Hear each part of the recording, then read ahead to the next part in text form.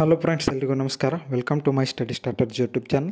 So ಈ ಒಂದು ವಿಡಿಯೋದಲ್ಲಿ BMTCಯ ಕಂಡಕ್ಟರ್ ಹುದ್ದೆಗಳ ನಾನ್ HK ವಿಭಾಗದ 1-1 ಲಿಸ್ಟನ್ನು ಬಿಟ್ಟಿದ್ದಾರೆ, 1:1.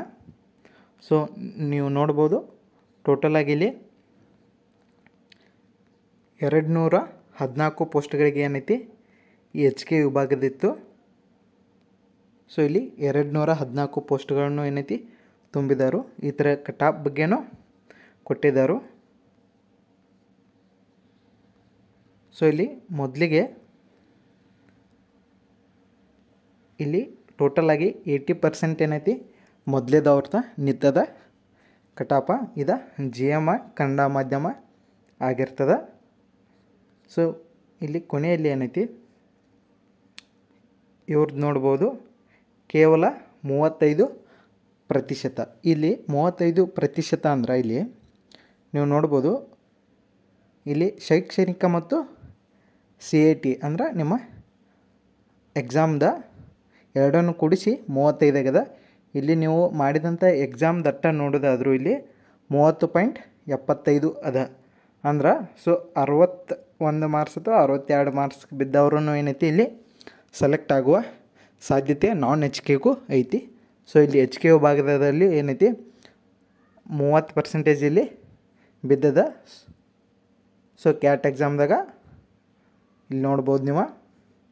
ಸೊ ಅವ್ರು ಕೂಡ ಏನೈತಿ ಇಲ್ಲಿ ಸೆಲೆಕ್ಟ್ ಆಗಿದ್ದರು.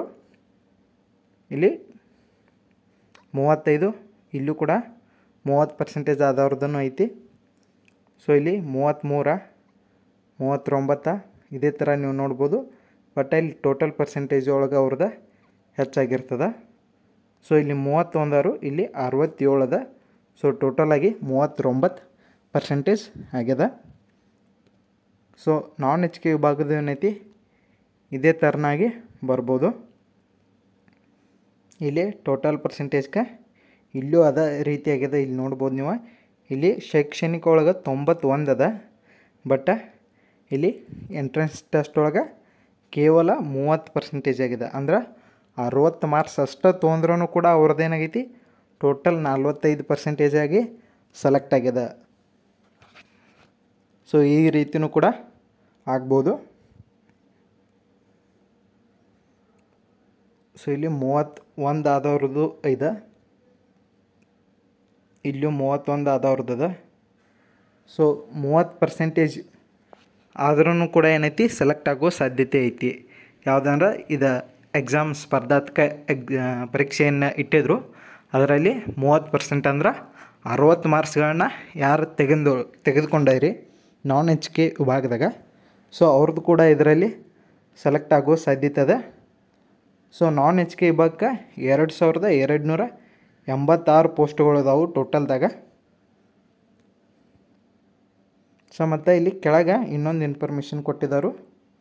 ಸೊ ಇದನ್ನ ನೋಡಬೇಕು ಎಲ್ಲರೂ.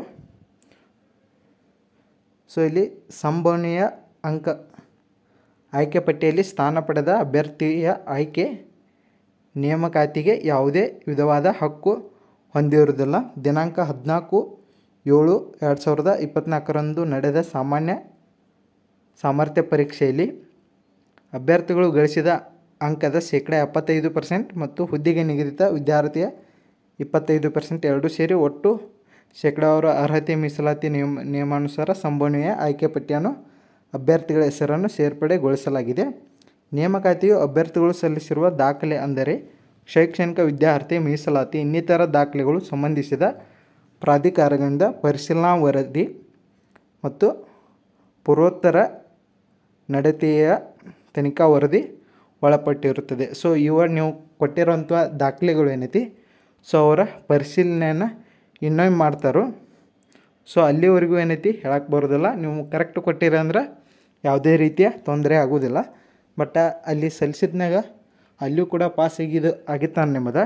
ಮುಂದೆ ಇಲ್ಲಿ ಏನೈತಿ, ಇಲ್ಲಿ ಒಮ್ಮೆ ಚೆಕ್ ಮಾಡಿದಾಗ ತಪ್ಪು ಬಂದಿತ್ತಂದ್ರೆ ಅಂಥ ಅಭ್ಯರ್ಥಿಗಳನ್ನ ಕ್ಯಾನ್ಸಲ್ ಮಾಡ್ತಾರೆ.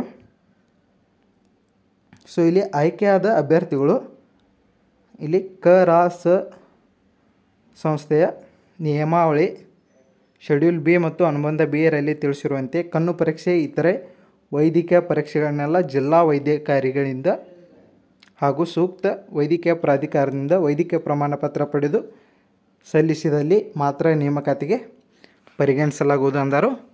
ಸೊ ಇಲ್ಲಿ ಮೆಡಿಕಲ್ ಚೆಕಪ್ಪನ್ನು ನೀವು ಜಿಲ್ಲಾ ವೈದ್ಯಾಧಿಕಾರಿ ಅಥವಾ ಯಾವುದೇ ಗೌರ್ಮೆಂಟ್ ಹಾಸ್ಪಿಟಲ್ ಕಡೆಯಿಂದ ಕೂಡ ಮಾಡಿಸ್ಕೊಂಡು ಹೋಗ್ಬೋದು. ಸೊ ಮಾಡಿಸ್ಕೊಂಡು ಅದನ್ನ ಇಲ್ಲಿ ಈ ಸಂಸ್ಥೆಗೆ ಏನೈತಿ KRTCಗೆ ಇಲ್ಲಿ ಸಬ್ಮಿಟ್ ಮಾಡಬೇಕು. ಆ ನಂತರ ನಿಮ್ಮದು ಸೆಲೆಕ್ಟ್ ಆಗ್ತದೆ.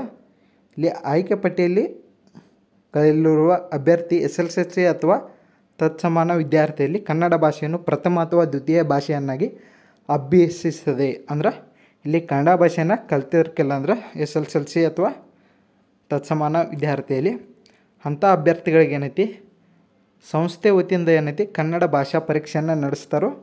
ಸೊ ಅದಕ್ಕೆ ಅಟೆಂಡ್ ಆಗಿ ಏನೈತಿ ಒಂದೇ ಬಾರಿಗೆ ಏನೈತಿ ಅವರ ಉತ್ತೀರ್ಣ ಆಗಬೇಕು. ಸೊ ಒಂದು ಚಾನ್ಸ್ನಲ್ಲಿ ಕೂಡ ಅಲ್ಲಿ ಉತ್ತೀರ್ಣ ಆಗಬೇಕು. ಅಂದಾಗ ಮಾತ್ರ ಏನೈತಿ ಅವರಿಗೆ ಆಯ್ಕೆ ಆಗುವ ಹಕ್ಕನ್ನು ಪಡ್ಕೋತಾರೋ. ಇರ್ಲಿಕ್ಕಂದ್ರೆ ಏನೈತಿ ತಪ್ಪಿದ್ದಲ್ಲಿ ಅವರು ಆಯ್ಕೆ ಆಗುವ ಹಕ್ಕನ್ನು ಕಳೆದುಕೊಳ್ತಾರೆ ಅಂತ ಹೇಳಿದರು.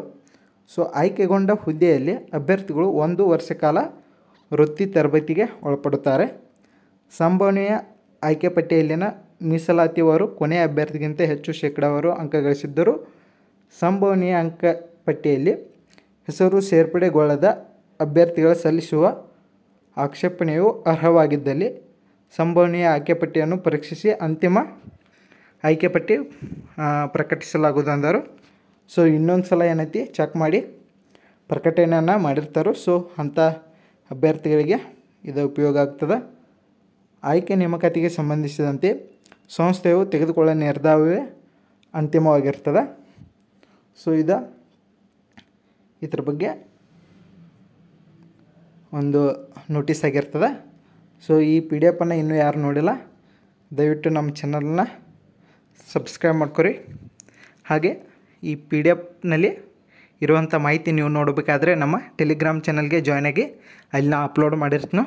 ಟೆಲಿಗ್ರಾಮ್ ಚಾನಲ್ ಲಿಂಕನ್ನು ಈ ವಿಡಿಯೋದ ಡಿಸ್ಕ್ರಿಪ್ಷನ್ ಬಾಕ್ಸ್ನಲ್ಲಿ ಕೊಟ್ಟಿರ್ತೀನೋ. ಸೊ ನೀವು ಅಲ್ಲಿ ಹೋಗಿ ಇದನ್ನು ಚೆಕ್ ಮಾಡ್ಬೋದು. ಸೊ ಈ 1 ಲಿಸ್ಟನ್ನು ಬಿಟ್ಟಿದ್ದಾರೆ. ಇನ್ನು ನೆಕ್ಸ್ಟ್ ಬರೋದು ಯಾವುದಂದರೆ ನಾನ್ ಎಚ್ ಕೆ ಲಿಸ್ಟನ್ನು ಕೂಡ ಏನೈತಿ 1:5 ಲಿಸ್ಟನ್ನು ಸದ್ಯದಲ್ಲಿ ಅಂದ್ರೆ ಒಂದು ವಾರದ ಒಳಗಾಗಿ ಏನೈತಿ ಆ ಲಿಸ್ಟನ್ನು ಕೂಡ ಬಿಡ್ತಾರೋ. ಅವ್ರಿಗೂ ಡಾಕ್ಯುಮೆಂಟ್ ವೆರಿಫಿಕೇಷನ್ಗೆ ಕೇಳ್ತಾರೋ. ಈಗ HK ವಿಭಾಗದಂತರೂ ಕಂಪ್ಲೀಟ್ ಆಗ್ಯದ. ಸೊ ಇದೇ ಥರ ಹೆಚ್ಚಿನ ಮಾಹಿತಿಗಾಗಿ ನೀವು ನಮ್ಮ ಚಾನಲ್ನ ಸಬ್ಸ್ಕ್ರೈಬ್ ಮಾಡಿ ಹಾಗೆ ಬೆಲ್ ಐಕಾನ್ ಮೇಲೆ ಕ್ಲಿಕ್ ಮಾಡಿ. ಯಾಕಂದರೆ ನಾವು ವಿಡಿಯೋ ಅಪ್ಲೋಡ್ ಮಾಡಿದಾಗ ನಿಮಗೆ ಬೇಗನೆ ನೋಟಿಫಿಕೇಷನ್ ಬರ್ತದೆ. Thank you so much.